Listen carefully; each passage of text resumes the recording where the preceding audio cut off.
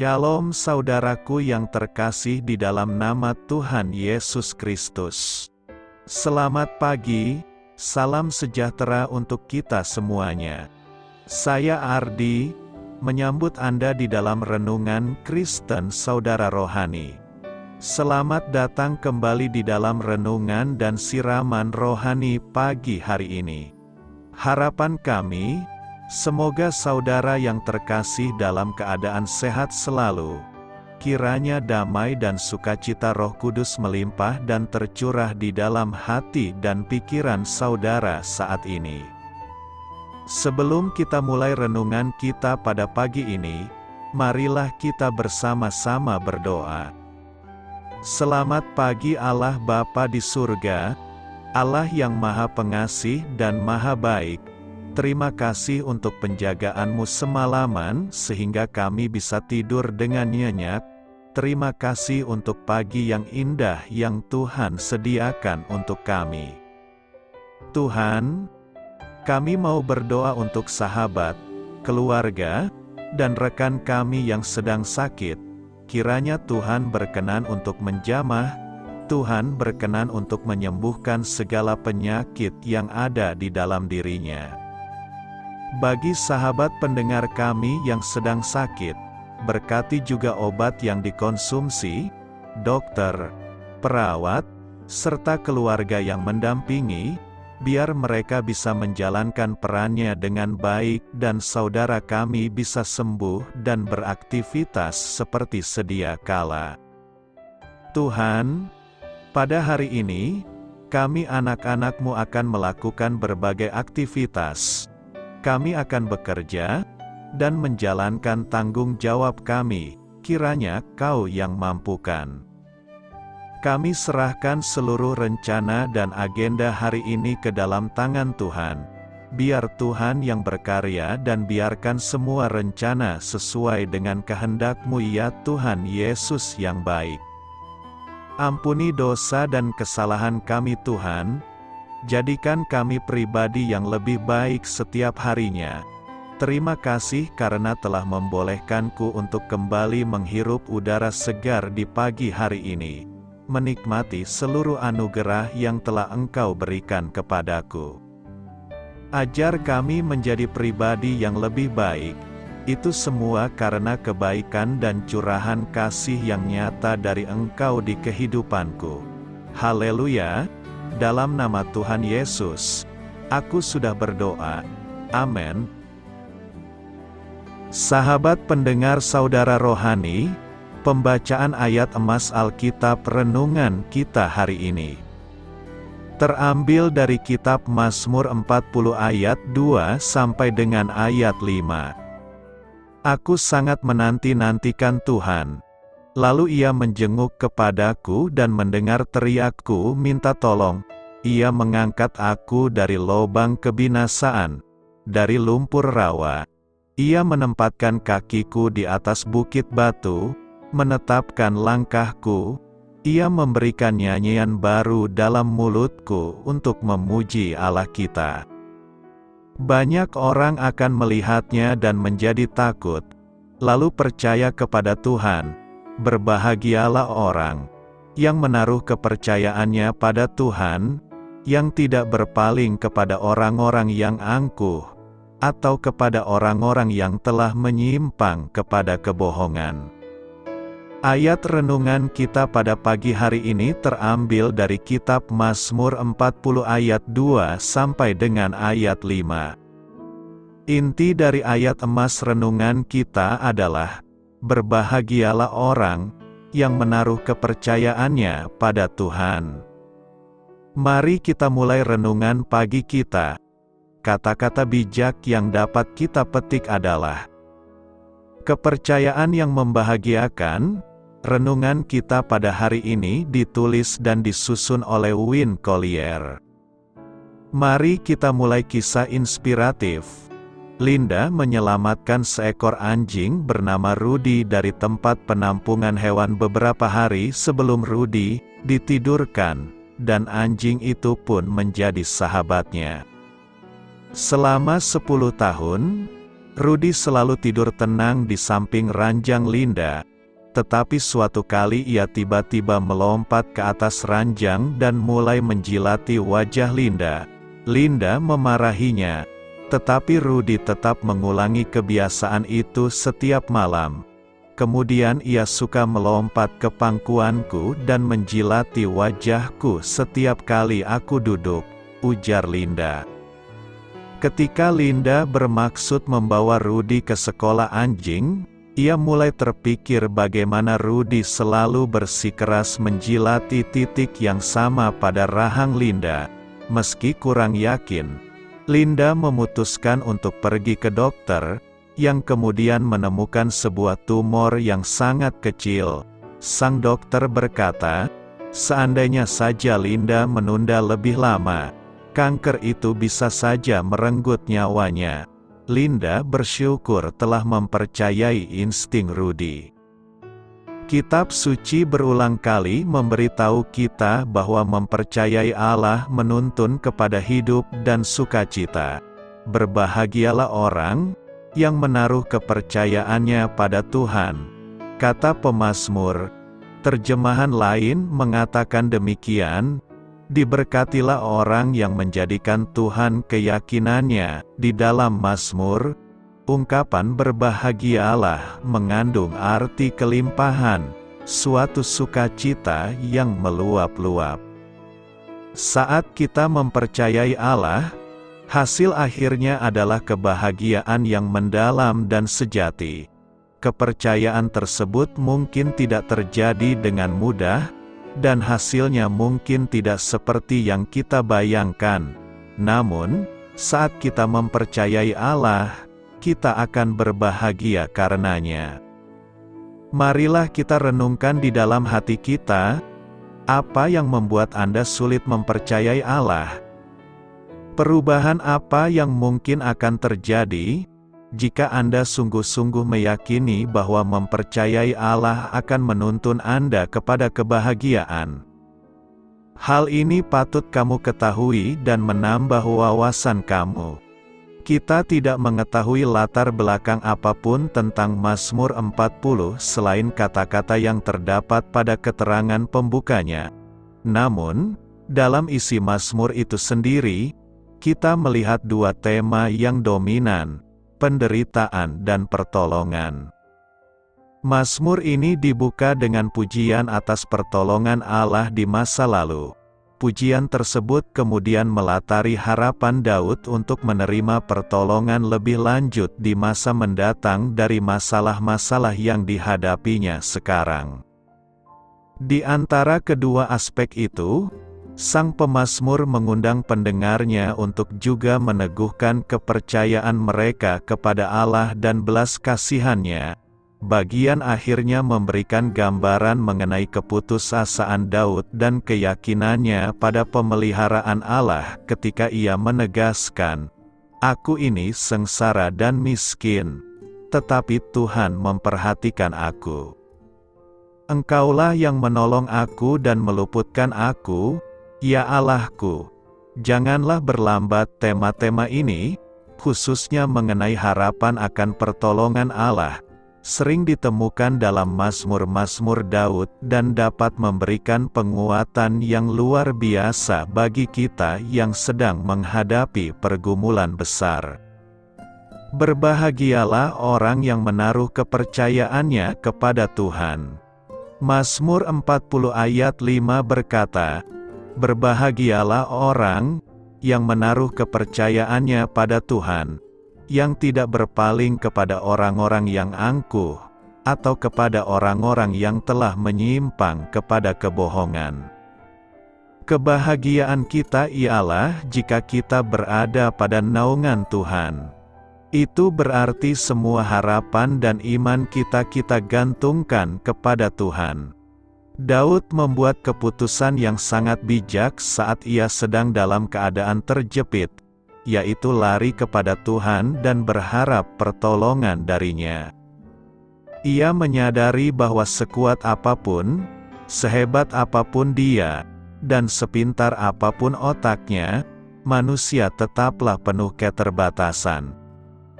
Karena itu Daud tahu benar dan sangat yakin bahwa janji Tuhan bukanlah seperti janji manusia, yang begitu mudah berubah dan seringkali tak ditepati.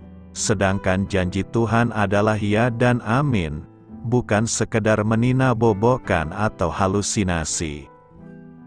Janji Tuhan adalah janji yang murni, bagaikan perak yang teruji, 7 kali dimurnikan dalam dapur peleburan di tanah. Itulah sebabnya Daud tidak pernah berhenti untuk berharap kepada Tuhan. Aku sangat menanti-nantikan Tuhan. Lalu ia menjenguk kepadaku dan mendengar teriakku minta tolong. Melalui pengalaman hidup dari Daud ini, hendaknya iman dan roh kita semakin diteguhkan di dalam Tuhan dan semangat kita dalam menjalani hidup ini kembali bangkit, sekalipun ujian dan tantangan menghadang langkah kita. Kita harus punya keyakinan bahwa semakin besar tantangan yang kita hadapi, semakin besar pula mujizat yang akan kita peroleh dari Tuhan. Agar janji Tuhan itu kita dapatkan, kita harus bertindak dengan iman untuk meraihnya, bukan ciut hati. Jangan seperti 10 orang pengintai, dari 12 orang diutus Musa, yang hatinya langsung ciut, pesimis, dan langsung menyerah sebelum berperang.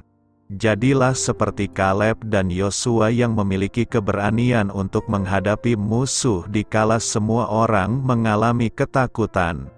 Kaleb mencoba menenteramkan hati bangsa itu di hadapan Musa. Katanya, "Tidak, kita akan maju dan menduduki negeri itu, sebab kita pasti akan mengalahkannya." Keberanian Kaleb dan Yosua ini bukanlah tindakan yang nekat dan tanpa alasan, karena mereka tahu benar bahwa Tuhanlah yang akan menyertai mereka dan bersama Tuhan segala sesuatu pasti berhasil. Perhatikan pernyataan iman Daud ini, "Banyaklah yang telah kau lakukan, ya Tuhan, Allahku, perbuatanmu yang ajaib dan maksudmu untuk kami. Tidak ada yang dapat disejajarkan dengan Engkau. Aku mau memberitakan dan mengatakannya, tetapi terlalu besar jumlahnya untuk dihitung. Karena itu, teruslah taruh kepercayaan kita kepada Tuhan agar kebahagiaan kita selama-lamanya." Suka melakukan kehendak Tuhan, Mazmur 40 ayat 9 berkata, "Aku suka melakukan kehendak-Mu, ya Allahku, Taurat-Mu ada dalam dadaku." Pemazmur mengajak kita agar menyukai kehendak Tuhan. Apa yang dikehendaki Tuhan termaktub dalam Taurat atau ke-10 firman sebagai ringkasan, tertulis dan tidak hanya disampaikan secara lisan kepada orang Israel dengan perantaraan Musa. Dinyatakan pula bahwa berdasarkan firman ini Tuhan mengadakan perjanjian dengan Musa dan dengan Israel dan menjadi landasan hidup untuk diperhatikan, ditaati, dan dilakukan dengan setia. Ke-10 firman itu terdiri dari 2 bagian. Yang pertama, dalam hubungan dengan Tuhan, dan yang kedua, dalam hubungan dengan sesama manusia. Ringkasan ke-10 firman itu berisi kehendak Tuhan, disebut hukum kasih. Pemazmur menyatakan semua itu ada dalam dadanya dan ia suka melakukannya. Melakukan kehendak Tuhan menjadi kesukaan pemazmur. Hal ini didasarkan dari apa yang diterima pemazmur dari Tuhan. Tuhan begitu memperhatikan hidupnya, menolong dan menyertainya dalam setiap pergumulan hidupnya. Dari pengalaman itu pemazmur berkomitmen untuk melakukan kehendak Tuhan dan meletakkan Taurat Tuhan ada di dalam dadanya.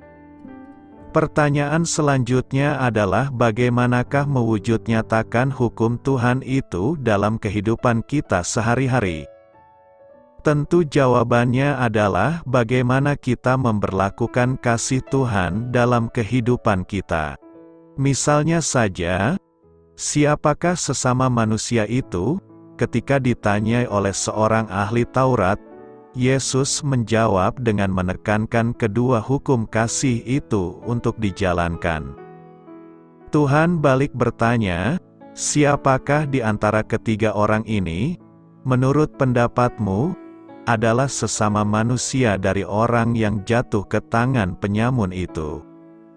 Di dunia ini orang acap kali mendirikan tembok-tembok pemisah, tidak terkecuali orang beragama.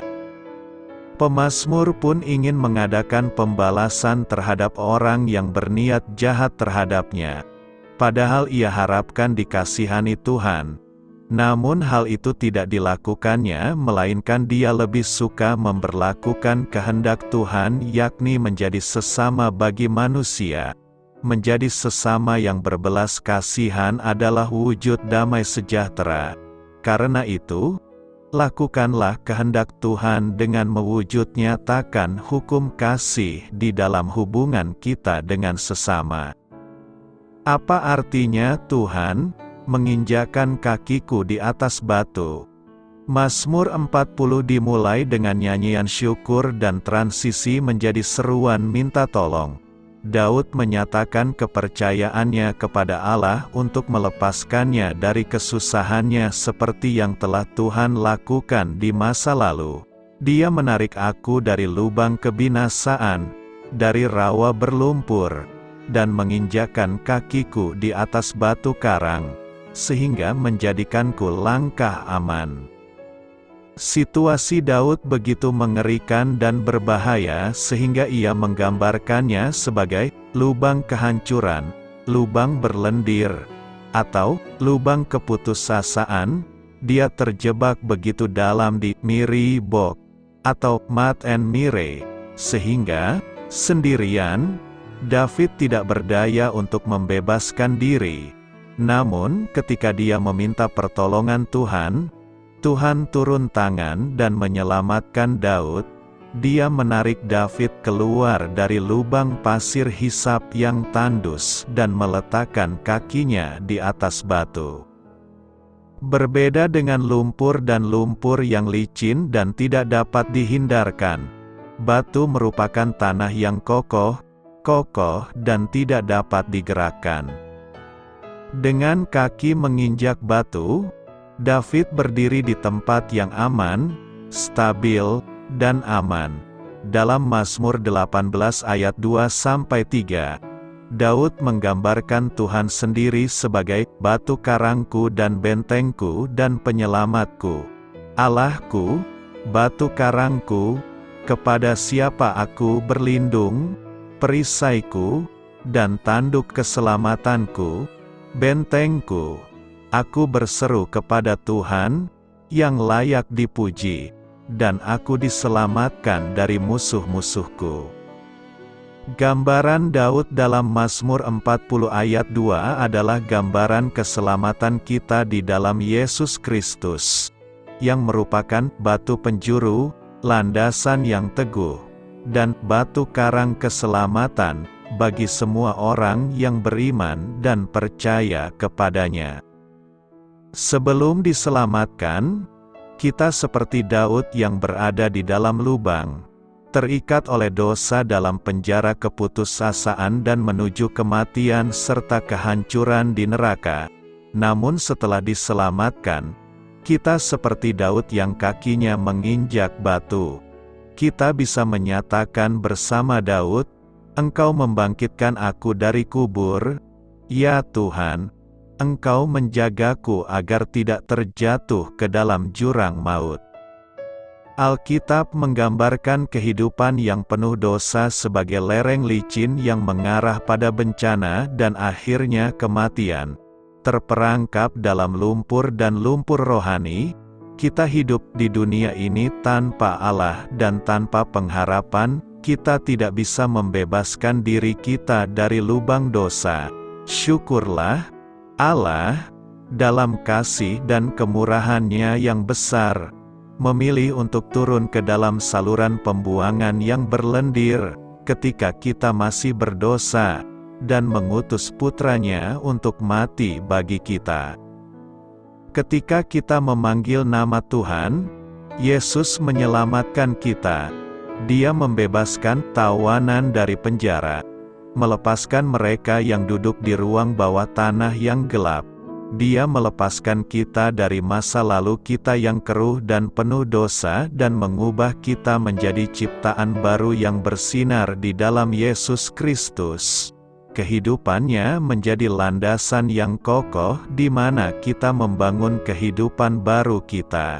Dia meneguhkan langkah orang yang berkenan kepadanya dan menjaga langkah orang-orang yang setia.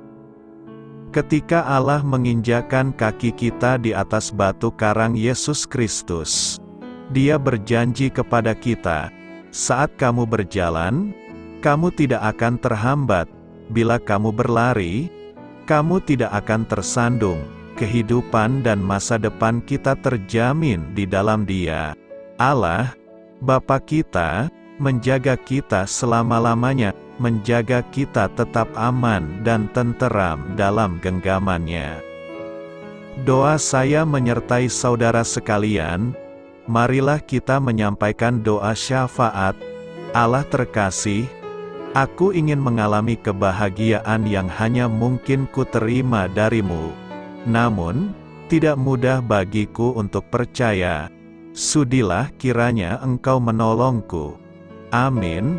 Sampaikan harapan dan permintaan saudara kepada Tuhan.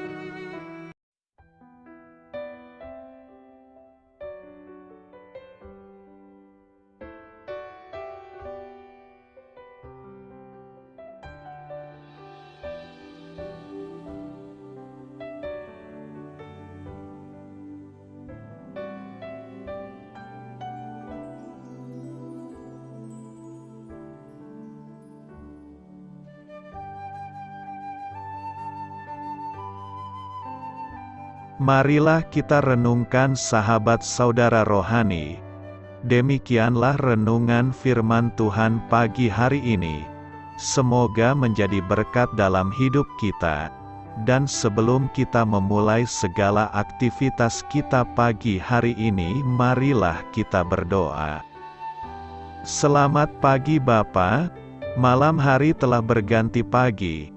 Kehidupan baru telah Engkau berikan kembali bagi kami. Bapa Surgawi, tolonglah aku menyadari kebutuhan orang lain, supaya aku dapat membagikan apa yang telah Engkau berikan kepadaku. Pada saat aku membutuhkan, berilah aku keyakinan bahwa Engkau akan mencukupkanku, melalui orang-orang yang mengasihi-Mu, bukan karena kami pantas atau layak, namun karena kasih karunia-Mu kami boleh ada, sebagaimana kami ada di pagi hari ini. Terima kasih Tuhan, atas kesempatan baru yang telah Tuhan berikan kepada kami, untuk bisa memperbaiki diri agar kami bisa lebih layak di hadapan-Mu. Hari ini kami serahkan semua perkara dan kesulitan yang akan kami lalui ke dalam tangan-Mu. Biarkanlah kami bisa memuliakan-Mu dalam segala aktivitas yang akan kami lakukan. Amin. Biarlah firman Tuhan menjadi pengingat untuk kita semua, bahwa tuntunan dari Roh Kudus akan selalu memberi jalan keluar bagi setiap permasalahan hidup kita, dan memberi kedamaian di hati kita. Sampai jumpa di renungan pagi saudara rohani berikutnya. Kiranya Tuhan selalu memberkati saudara semua hari ini. Amin. Shalom.